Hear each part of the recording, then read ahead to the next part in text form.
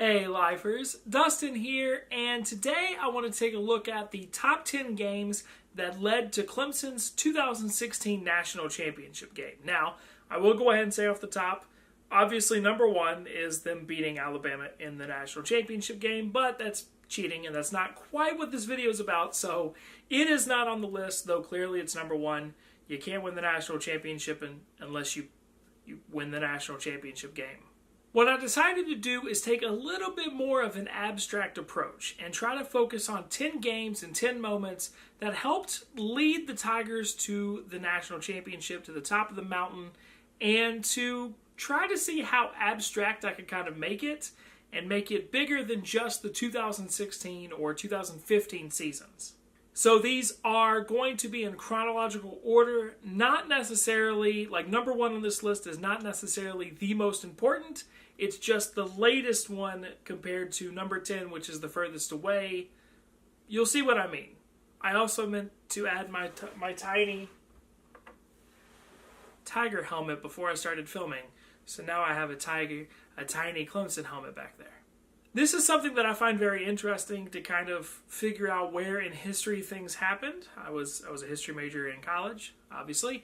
And this is something I would like to do for previous national champions eventually as well. So let me know down below and give me some examples of some things that if this game didn't happen, they wouldn't have got a national championship. And we'll see if I decide to do this again for another team. Anyways, that's enough of me talking. We're going to get on to the list, and the first game starts at the turn of the century. Number 10, 2000. Number 18, Auburn 9, Alabama 0. Bet you didn't expect to see the Iron Bowl in this list, did you? The first Crimson Tide team of the 21st century had pretty big expectations at the start of the season, coming off a 10-win SEC championship year in 1999. But the year 2000 didn't go so well for Alabama. They finished the season 3-8, including losses to Southern Miss and UCF on homecoming.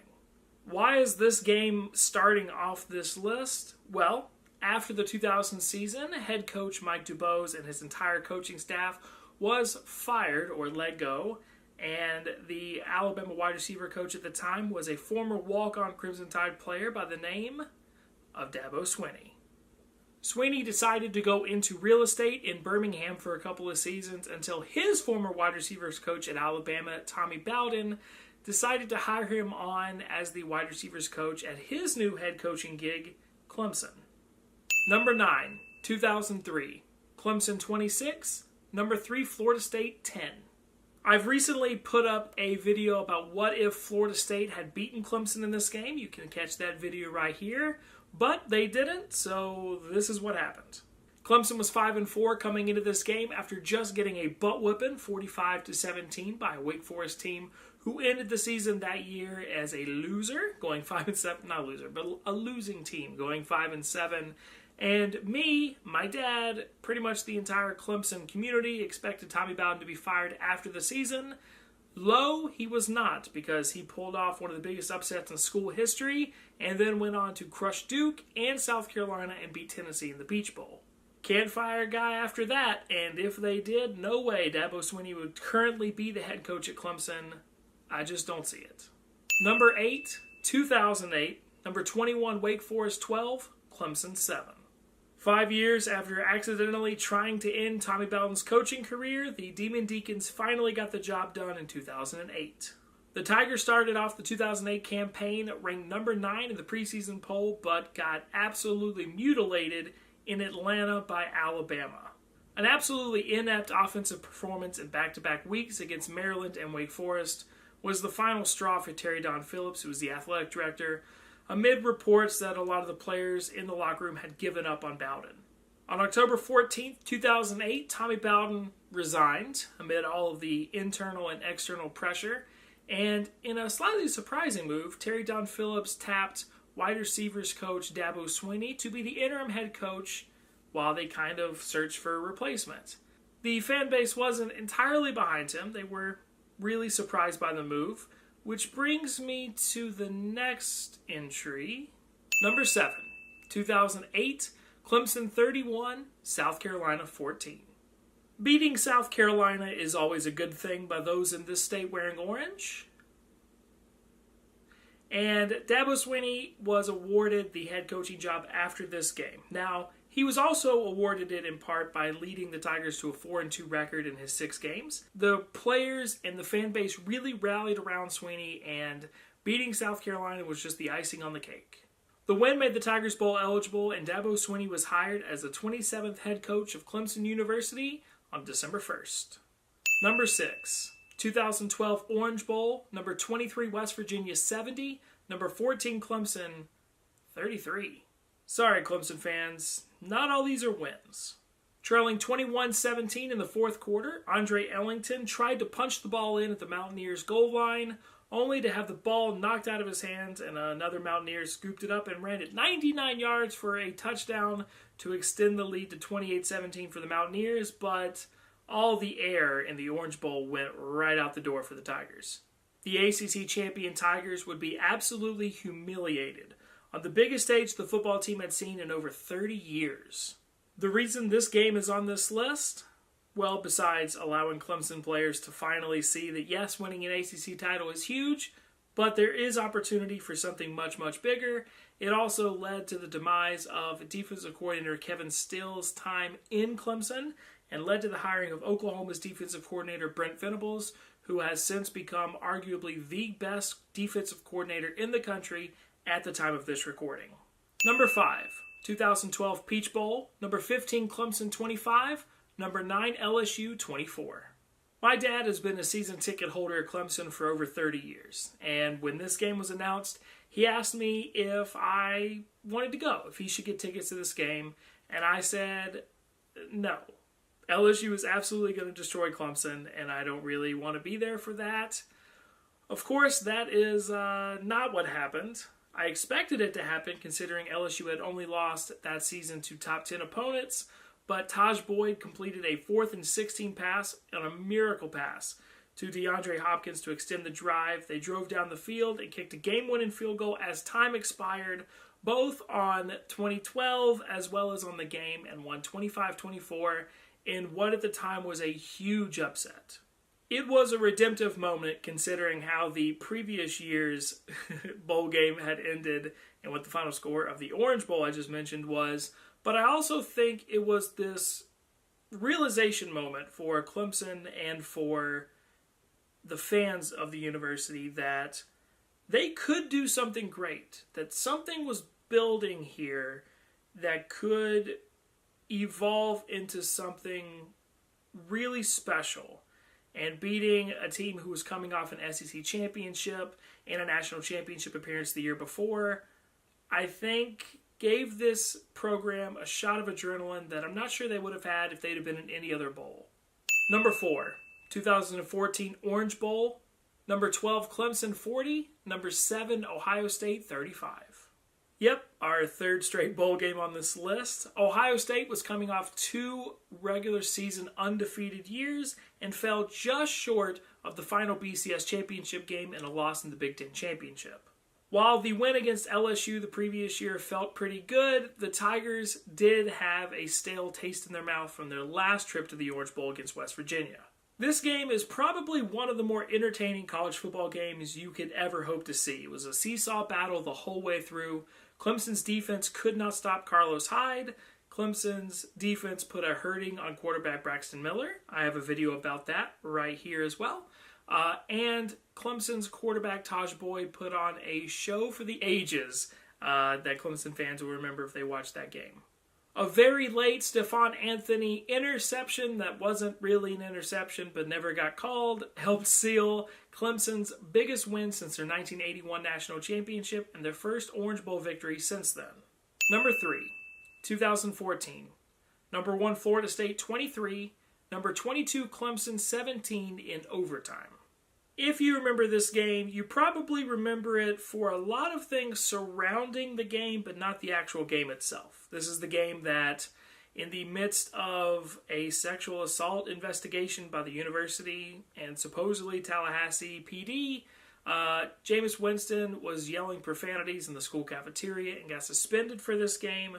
Sean McGuire was the starting quarterback, but somehow Jameis Winston dressed and was warming up with the team without Jimbo Fisher knowing. It was weird. What I remember this game the most for is Clemson's miscues all over the field, including an early Cole Stout missed opportunity for a touchdown to Jordan Leggett on third down early in the game. Clemson missed the ensuing field goal attempt on arguably the world's ugliest field goal kick of all time. That Cole Stout miscue, along with a couple of others early on the game, allowed them to bring in true freshman Deshaun Watson as a quarterback, which they had done in previous games. But unlike in other games against the likes of Georgia earlier in the year, they didn't take Deshaun Watson out.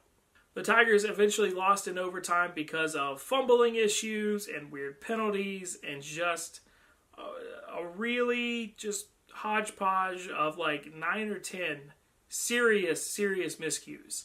Other than because of injury, Deshaun Watson would not miss another game as the starting quarterback of the Clemson Tigers. Number 2. 2015, number 12 Clemson 24, number 6 Notre Dame 22. You really could pick a couple of games from the 2015 season, but I'm going to pick the one against the Fighting Irish. Played in an actual hurricane, the Tigers proved to both themselves and to the world that they were ready for the big stage. As it turned out in December, the loser of this game was eliminated from the college football playoff, so it was a pretty huge deal. With Clemson winning this game, it allowed them to get the confidence to go on to end up having a 12-0 perfect regular season and an ACC championship. It was really the jumpstart to the 2015 season that the Tigers needed. And number 1, since again, I'm not putting the game against Alabama as number 1, this one's going to surprise some people. Number 1, 2016 Pittsburgh 43, number 3 Clemson 42. I'm going to say something very controversial here. In my humble opinion, as someone who was very close and watched a lot of Clemson football, both in person and on TV, I saw every game last year, as someone who was in the stadium for this game, if Clemson beats Pitt, I do not think they win the national championship.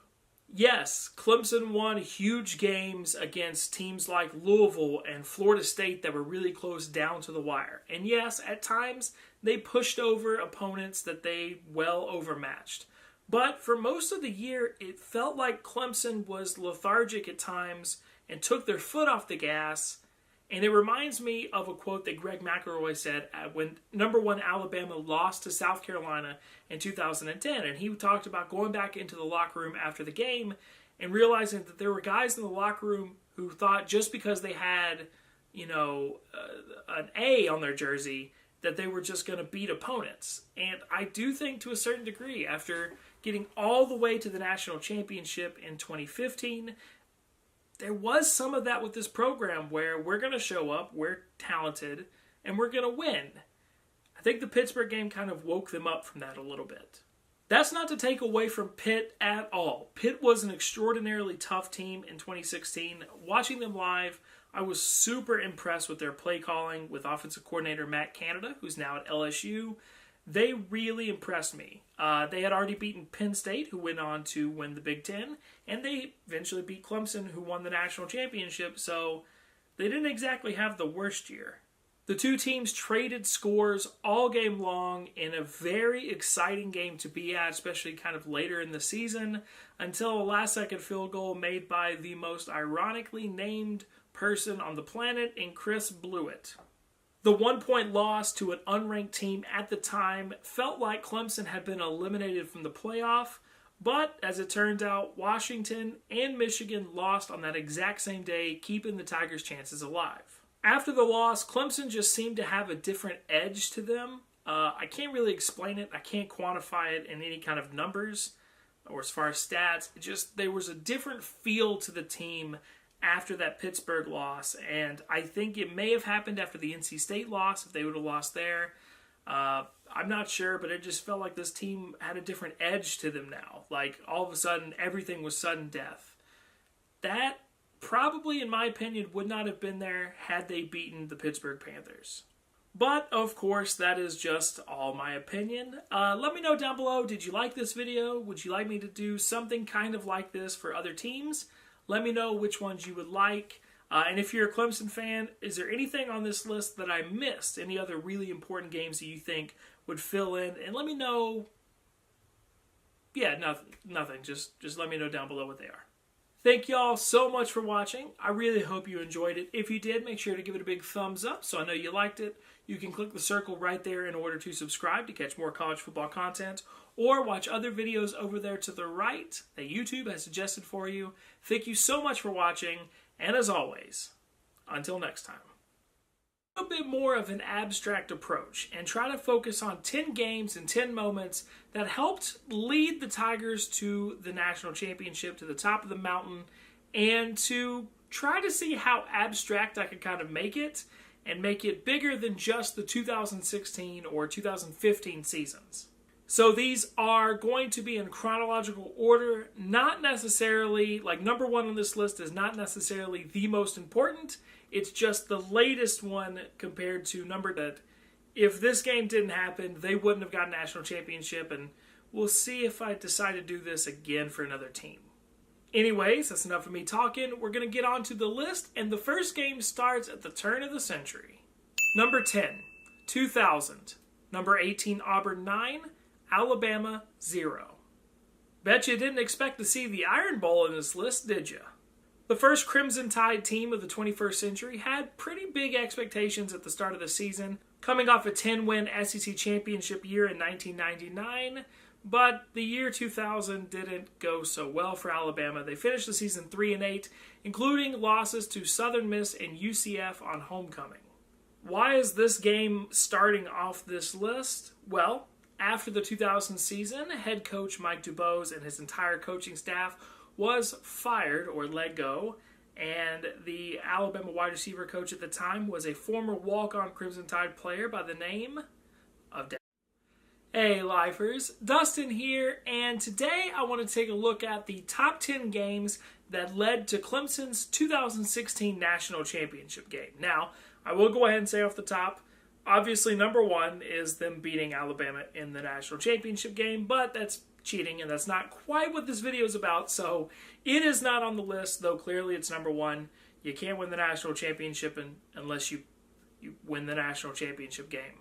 What I decided to do is take a little 10, which is the furthest away. You'll see what I mean. I also meant to add my tiny Tiger helmet before I started filming, so now I have a tiny Clemson helmet back there. This is something that I find very interesting to kind of figure out where in history things happened. I was a history major in college, obviously, and this is something I would like to do for previous national champions eventually as well. So let me know down below and give me some examples of some things